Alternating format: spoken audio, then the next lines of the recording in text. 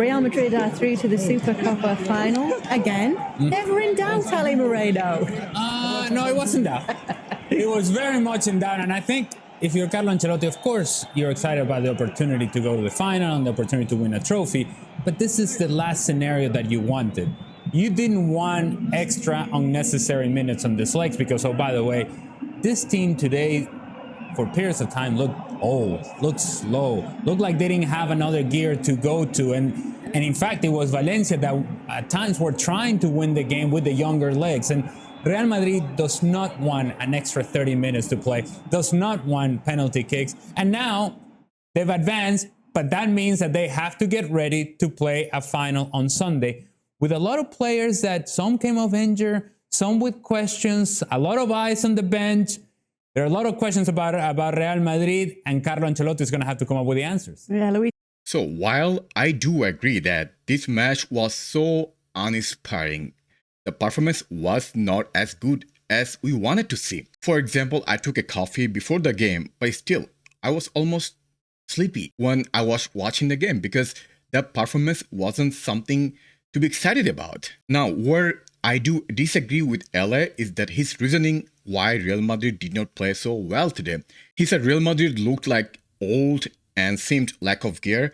In my opinion, I felt that it's not the lack of gear. It felt like most of the players did not want to play with higher intensity, which means Real Madrid did not want to up their gear, which is not similar to lack of gear. But I also agree with him that Carlos should find a way to increase Real Madrid's performance as soon as possible because that will be needed for Champions League and La Liga. Garcia is with us as well, and Ali makes a good point, Luis. Obviously, they're going to be so happy to be in that final, but it does come at a little price. Yeah, exactly. And I agree with Ali about how predictable it's been Real Madrid today, with no ideas, with no last third, with no sharpness at all. You could see the players were jogging most of the time. Just for a few minutes, they tried to do something, to put a little bit of intensity on the game, but it was dominated by Valencia all the way. But at the end, the quality of the goalkeeping, like is Courtois, he showed today once again that he's a key player. He's been the most important player in the past few weeks since they came from the World Cup. And at the moment, yeah, they're going to be in the final. It's an important moment because definitely winning a trophy is special. But yeah, you don't want to be more minutes on the legs of these players because they got injuries, they're going to be tired, and you don't want to get more injuries because the season is going to be very long for this team. Honestly, I agree most of the points that Luis Garcia made it out right now. Also, I would say that this match, almost full match, Real Madrid was slow. However, last 10 minutes was something we saw different. When Real Madrid increased their intensity and upped their tempo, we saw some positive signs. I don't know the reasoning behind Real Madrid's lack of imaginative football, but my postulation would be maybe Real Madrid did not want to play high-intensity match. Maybe they don't want to use or spend all their energy for Supercup matches. They want to save those for important matches, say La Liga or Champions League, which is understandable. For me, I don't care if we win Supercup or not. As well as it's a first title for 2023 for the calendar year as well. What does that do for the side that is to win it going ahead for the rest of the season? Well, I suppose it's money in the bank. You're raising a trophy, that means something, right? But if you look at Real Madrid and what they want out of this season, going into the World Cup, they already had some issues. The momentum wasn't quite there.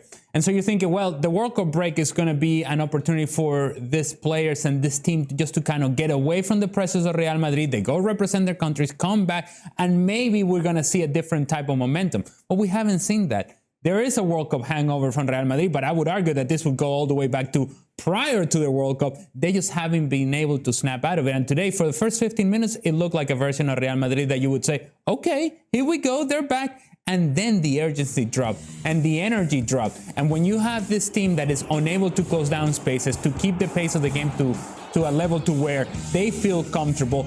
The back and forth is not quite there in terms of transition. You're not getting a lot of productivity from Vinny Jr. You're not getting a whole lot from Rodrigo. And then you're thinking, okay, well, if you're not getting productivity from the young legs and you're not getting the possession that you want out of the midfield and the control to have out of the midfield, then what do you have for your Real Madrid? Then you have to rely on your back line. And has this back line be one that you can really trust over the last few weeks? No, it hasn't.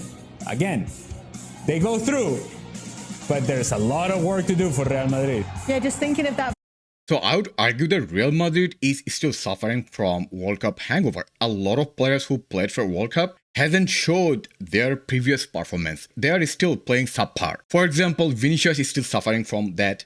Benzema is not yet back to his 100%. Rodrigo is not playing his 100%. All Real Madrid front attack is not there yet. And today there were 3 positives from today's match. First of all, Fede's form. I was really concerned of his form in last 2 matches. But today, we saw the real Fede. His performance is something we can be content about. We saw the old Fede Valverde that we would like to see. Energetic and go forward and make creative passes and link up with other players. The second positive from today's match is Courtois' performance. Again, another player who played his best. And the most important point or positive from today's match is that Real Madrid has won today. In football, you can have a bad game, you can have an off game, but can you grind a result out of it? That's what Real Madrid did today. And that's what matters at the end of the day. Final for them then, Luis. I know that they're going to be tired, but they're going to have to step the game up a bit, aren't they? Yeah, of course, and I'm sure that this is a very competitive team. We all know what Real Madrid is capable of when they are confident of the result, when they are confident of the game, and it's a final, and the finals are to be won. Real Madrid have done it year and year. They are the winners from last year, and they want to do it again. The thing is, against who, and if they are going to show what they showed today. Again, who is Real Madrid going to play in the final? That depends on tomorrow's match between Barcelona and Real Betis. And I think if Real Madrid is going to play against Betis final, the match might not be that much interesting, maybe not much that exciting. But if we play against Barcelona in the final, it will be a great match and very exciting match because it's an El Clasico match. Anyway, today Real Madrid won. That's what matters to me the most. Now, here are a couple of things that Real Madrid has to improve. First of all, better attacking. Real Madrid's forwards has to play much better than they are playing now. This is concerning. They have to improve drastically. Second of all, the defense has to be better. The goal Real Madrid conceded today, Lucas Vázquez, what was he doing? Simple question. Anyway, let me know your thoughts about today's performance in the comment section below.